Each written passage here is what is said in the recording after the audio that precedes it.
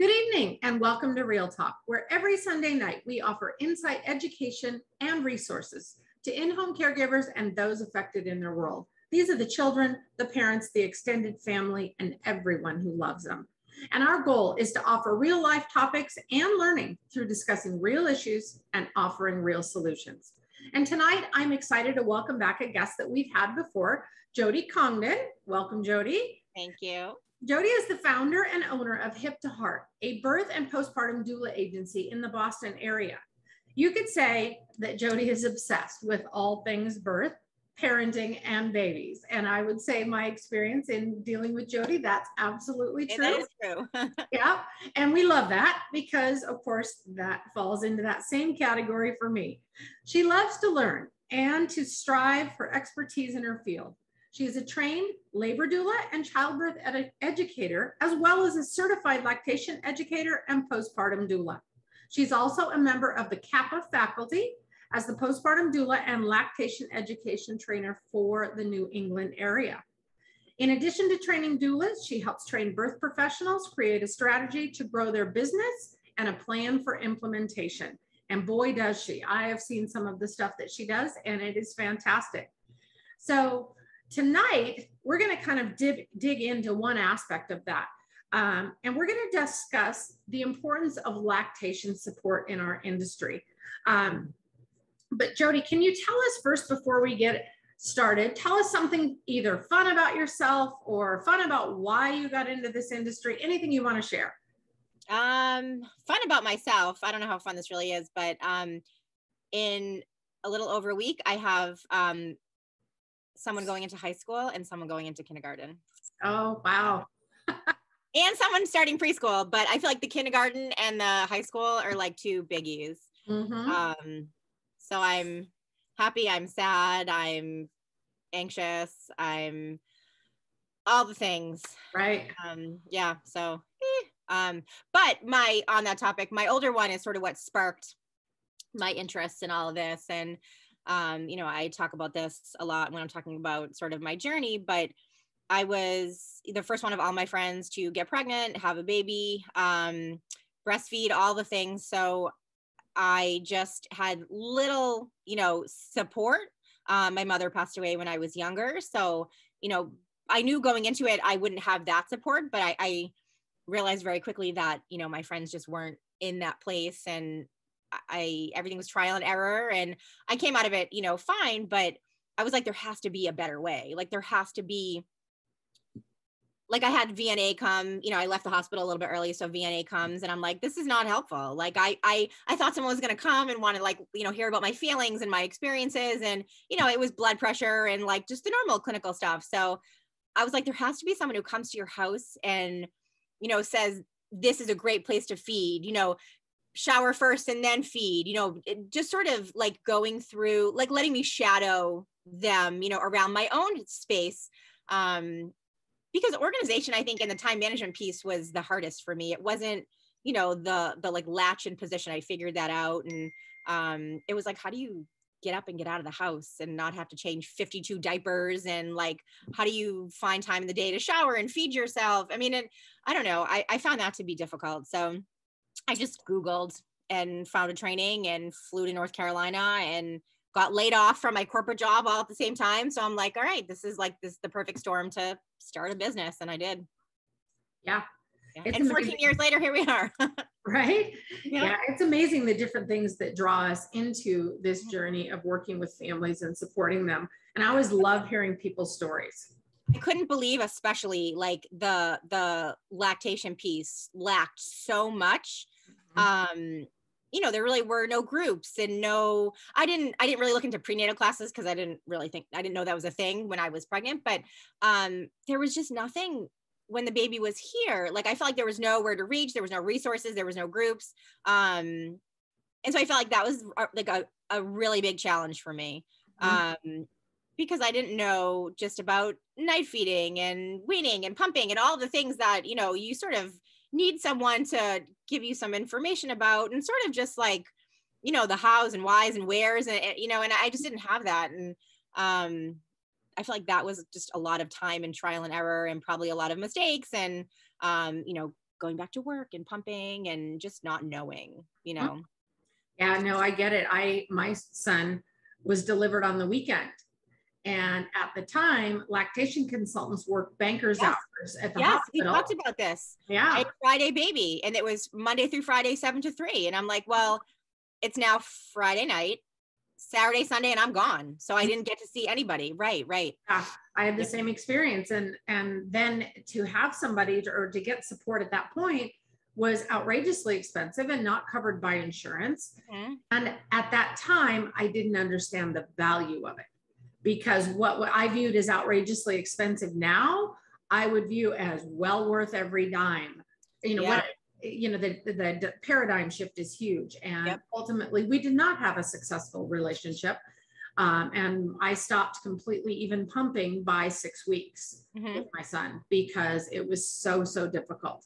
And of course, now I know that he had oral ties and a bad latch, but I had no experience with that, because even though I'd worked in the birth industry for a significant amount of time by the time he was born, my clients up to that point had all used formula.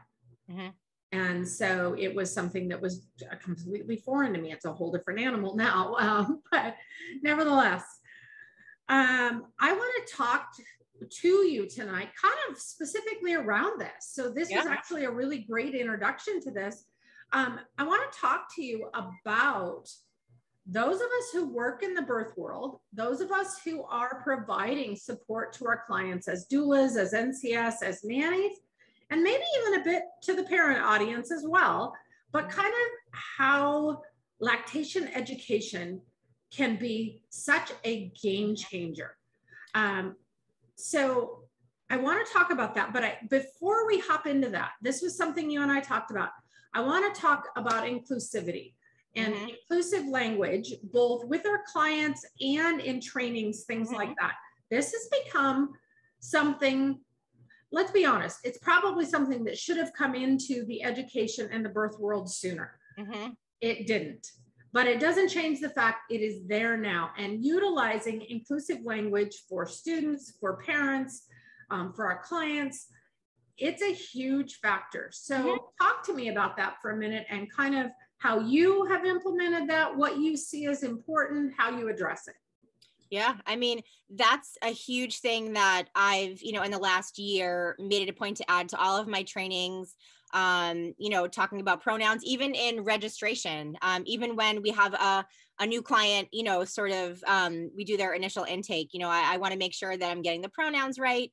And words like mom or birth parent, they're ultimately, we're meaning the same thing, but it matters to someone how they identify themselves or what, they want to be referred to. And we talked about breastfeeding and chest feeding. It's, saying the word chest feeding is not taking away something from someone who identifies as someone who breastfeeds, but it's just making sure that we're including everyone else who doesn't identify with those words. Not everyone who has a baby, identifies as a mom or a mother, and that's okay. They can be a parent or a birth parent. They can be, referred to as anything they want, but I just want to make sure that, when I'm training doulas and other lactation educators, that they're aware of the fact that inclusivity, really it should be like a top priority now when we're talking to a broad audience, making sure that we're not leaving out anyone. And also that, when we are with our specific clients, making sure that we know what they prefer. And again, just highlighting that, because one person prefers chest feeding, that doesn't mean we have to always use it for everyone. We tailor our curriculum, when we're teaching a specific group, so we can tailor our language when we are working with, different clients. So I feel like that it's such a hot discussion now. I see so many arguments in birth professional groups and doula groups and moms groups and parenting groups, and everyone always has something to say, and there's always someone who brings up, well, I think it's ridiculous because milk comes from a breast and this, that, and the other, and that's fine. Like, anatomically, we understand that, but that's not comfortable for some people. So, you know, you have to make sure that everyone feels included, but that's not taking away, again, the fact that someone refers to this as a breast. Everyone's different. Everyone deserves like the same respect, you know, when we're talking about it or teaching about it. And I think that, yeah, people don't talk about that enough. You know, even saying women or ladies and assuming everyone in our group, you know, identifies as a woman or a lady. Don't assume that, right? You know, say, hey, everyone, hey, y'all, whatever you want to say, but make sure that you are not leaving anybody out. And, you know, when I do have a group of doulas where everyone uses the same pronouns, then I'll repeatedly use those pronouns. But if not, then, you know, I make sure that I'm speaking to everyone and everyone feels comfortable. So definitely, I'm glad that you brought that up because that's really important. Yeah, I would say I see a lot of those same arguments. And I guess I have taken this stance. I don't always get it perfect because I got years and years of language to correct. Yep. But my heart is in the right place. My efforts are in the right place. And at the end of the day, I would rather focus on being respectful and kind to everyone than worrying about taking a stand or having an argument about, you know, it should be this or whatever. It just, to me, that's the greater good, is to be respectful and inclusive and make people feel welcome and wanted. You know, even if you don't identify the same way or if you don't agree or whatever, it's not about me. Yeah, It's about the person that I'm teaching or the family that I'm taking care of. It's about them. So that's, you know, that's my sole purpose, is to, you know, educate, support, care for in the best way that I can. And, you know, if that means, you know, referring to someone as a parent or, you know, a partner versus a husband or a wife or whatever, that takes little to no effort on my part. And that really is a huge deal usually to the other person. So always have to be just respectful and, you know, prioritize that. Yeah, the respect is the huge aspect to me, for sure. So in relation to this whole topic and lactation, how do you feel that this education can benefit doulas and NCS? Because the reality is, you and I both know that both doula training and NCS training, done well, do address this topic, but they don't address it in depth because they can't. There's only so much time, there's only so many hours. So they address it to the best of their ability. So if I'm an NCS or I'm a doula, tell me, why is it important? Why is this beneficial to me to get more lactation education? I'll say probably somewhere in the 90%, I would say higher than 90. You know, 95% of our clients, you know, desire breastfeeding, and a lot of them will ask, you know, is the doula, is the NCS, you know, will they be able to help me? And you know, the answer is yes, if it is, you know, latch and position and something simple. But, you know, if there's so much more. I think there's the mental health aspect, there's the time management aspect, there's, you know, a lot more that goes into a successful breastfeeding journey. And I'm finding that, you know, pregnancy plays a big part in it, and labor and delivery, and, you know, time spent in the hospital if you have your baby in the hospital, sort of what those nurses are telling you and teaching you. And, you know, I feel like as a lactation educator, I need to be aware of all of those things, because even if latch is great, position's great, all that stuff, the actual breastfeeding's going great, it might not be working for the parent. And we want to make sure that the entire thing always feels comfortable for them. And I don't want to say it feels easy, but it feels doable. You know, and sometimes we have to say to clients, you know what, I honestly don't think breastfeeding is the best choice for you. And it could be a mental health thing. We've had clients that lack of sleep is what really unravels them. And, you know, we want them to be on their A game. We prioritize the parent. And sometimes you have to say to someone, I just don't think this is the best, you know, thing for you.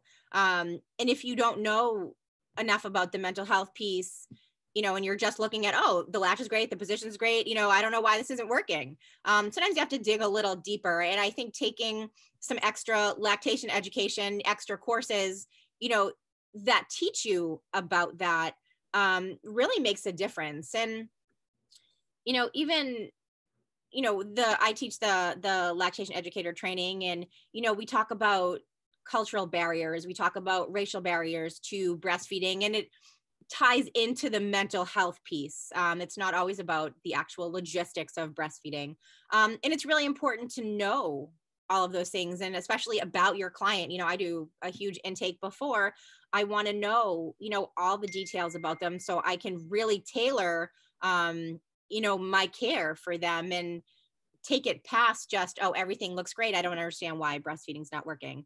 Partner support, community support, having lots of resources. I think I also teach the postpartum doula training, and I try, like you said, in that training to really go into that, but there's just not enough time. So we get into latch positions, problems and solutions, things like plug ducts and mastitis, but you can't really dig any deeper. So, an additional 24 hours of just the lactation piece, and it goes into anatomy and physiology. It goes into hormones. I mean, it goes into a lot of the things that just aren't surface topics for lactation. So I think that's really important. And I actually do utilize that information with most of my clients, especially if they had a birth that was traumatic, or they had a really terrible experience with breastfeeding, a previous child, and now they're sort of taking that with them to this one, and there's some anxiety, and it's not always just straightforward, sit down, find a comfy chair where your, arms and back are supported and mouth open. I mean, it's not always like as easy as that. So that's something I think that is really missing if you don't take your lactation education a step further. I agree. And I would say also, I heartily agree with you that I am hearing from the great majority of agencies across the country that we interact with that lactation is right up there with training about babies and newborns and the postpartum period. Clients are asking for it. Yep. All of our clients are asking for it too. Yeah. So that's one of my best marketing things. I think my best marketing thing is the fact that I train all of our postpartum doulas. So I think people just really feel like this sense of trust when I say that. But the next thing that, is a marketing thing for me, and that makes people feel, solid about their decision to use us, is that everyone has additional lactation training, whether it's my 24-hour course, whether it's the 45-hour CLC course. And that doesn't just, that support doesn't just happen when they're physically with that family. There's FaceTime, there's text. I mean, there's so many other ways that we continue that support when we're not with them. And that's huge. And I always make sure they know that, of course, when we're with you, we'll support you, but feeding's 24 hours. So, if you need something in the time that we're not there, then we are definitely, available to make sure that things continue to stay successful. And that, I think, just makes people feel so comfortable, and really just is the extra thing that they're like, yep, we definitely want to work with you, because that's, things are great when the doula is there, or the NCS is there, and sometimes unravel when we're not, but just knowing that you have access to us even when we're not there, is I think really important, and that's a big deal. Right. I agree. So let's take a little bit of that plus your business thing, and let's address for a minute. So I'm an NCS. I've taken some lactation training, and I've taken a postpartum doula training. So I've got a well-rounded background here. How can I share appropriately, or how can I share that in a way as I'm trying to market to clients that makes that beneficial? Again, just being a well-rounded caretaker and not having to use outside resources. And it makes you, I don't know if I love the word like one-stop shop, but it makes you just that one call, that one person that, is caring for your family, that knows everything about you guys, knows where everything is. Other family members get to know you, so you don't want to have other people, and especially now, you know, in COVID times, the least amount of people that are like coming, you know, in your home, the better. So having one person that is doing all the caring in, you know, parent care, newborn care, lactation, you know, anything in nutrition, you, whatever our expertise, you know, is, you know, we can do all of it. And Right. families love that. Yeah, I agree. And I think it's absolutely okay. One person asked me just last week, they said, so I have this additional training, but I don't want to look like I'm bragging. And I was like, no, marketing is when you're supposed to brag on yourself. As long as it's truth, it's Yep. not bragging. Right. So, you know, you're highlighting your capabilities. I mean, you know, we put a lot of blood, sweat, and tears and dollars into training and just education and networking. I mean, all of these things that help us create our business, which for most of us, I mean, if not all of us, it's your business is yourself, right? Mm-hmm. We're not like Coca-Cola where we have a, you know, all around the world. I mean, Hip to Heart essentially is, I mean, it's bigger now, I guess. It's, you know, me and my team, but it really is just me. There's no like, nothing exists separately from, you know, so you're putting yourself up on this pedestal and saying, hey, you know, wow, look at all the things I've done in my business that are going to be helpful for, you know, you and your family. It seems silly not to do that, right? I mean, there's a lot of doulas out there, a lot of NCSs out there. I mean, and you have to set yourself apart in a way that obviously is complementary to, you know, the business, but you're not bragging. You're just talking about, you know, what you can do for these clients, and that's what they need. That's what they want. That's social media is huge for that.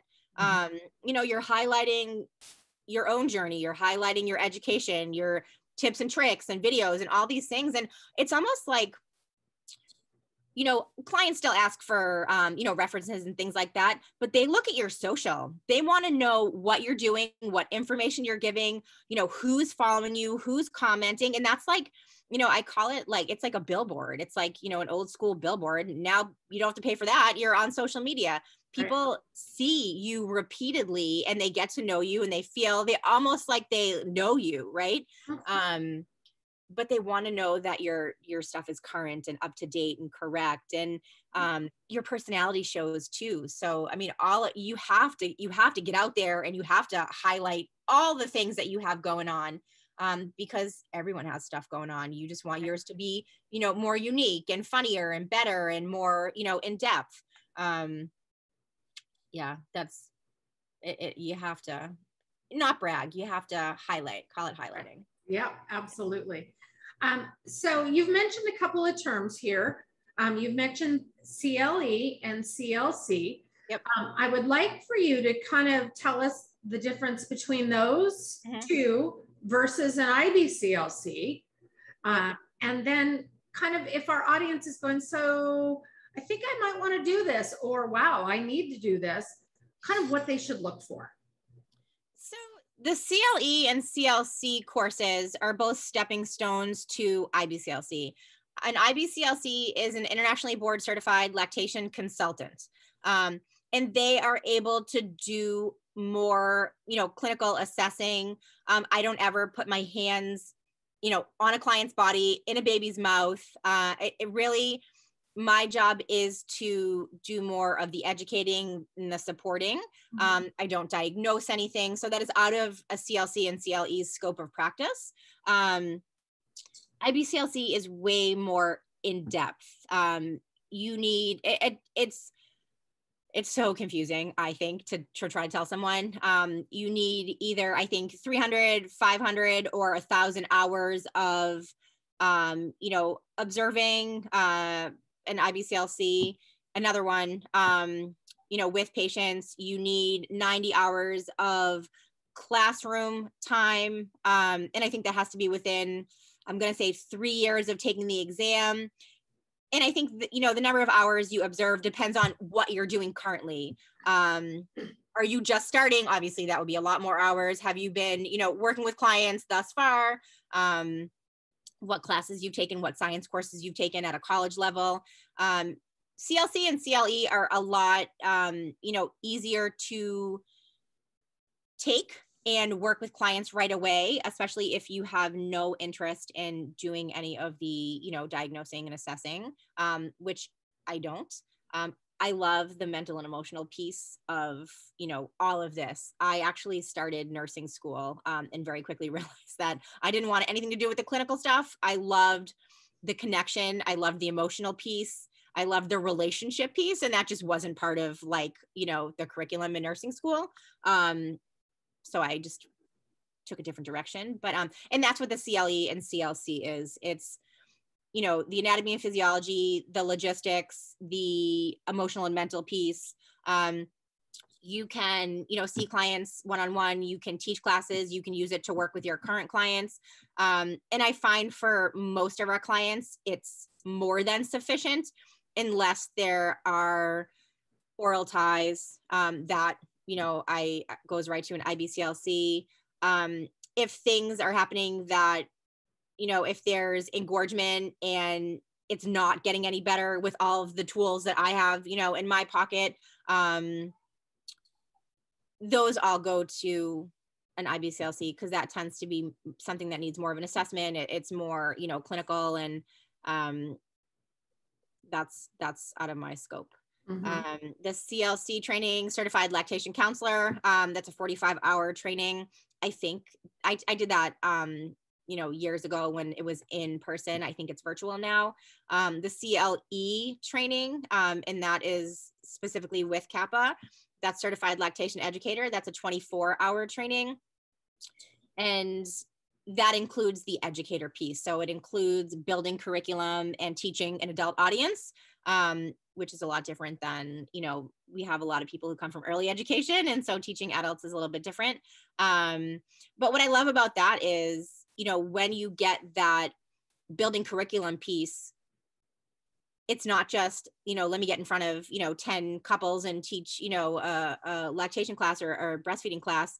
You can build virtual classes, digital courses. And I love when people get into the digital space, because that's where we're at. That's where we are right now. And I think COVID, you know, pushed us faster than we would have, you know, gone into that space before. But, you know, I have tons of clients who love getting into bed at 10 o'clock at night, you know, watching breastfeeding classes, watching newborn care. Like, they don't want to sit with me at 6:30 at night when they've worked all day and they're tired and they're hungry. They want to do it on their own time. They want to watch, you know, 25 minutes every night for a week. They want to be able to go back to it when the baby's home and say, okay, this is the part about, you know, swaddling, or this is the part about latch and position or whatever that, like, I couldn't remember. And it's also passive income. You know, it takes time and effort and money to create it one time. And then, you know, we do edits and updates and things like that, but people buy it and you don't have to put any time and effort into it. So, you know, besides the fact that our clients love it because it's so easy for them to gain access to all of this information, you know, at their own pace, as a business owner, I love it for all of my doulas and lactation educators, because they're busy with clients and, you know, they're only making the money that they're, you know, working for every hour. And there's only 24 hours in a day and you only have 2 hands. And so there's a glass ceiling in what their capabilities are, unless they introduce things like digital courses. And then it is a second stream of income for them that they don't have to spend, you know, the time working for. And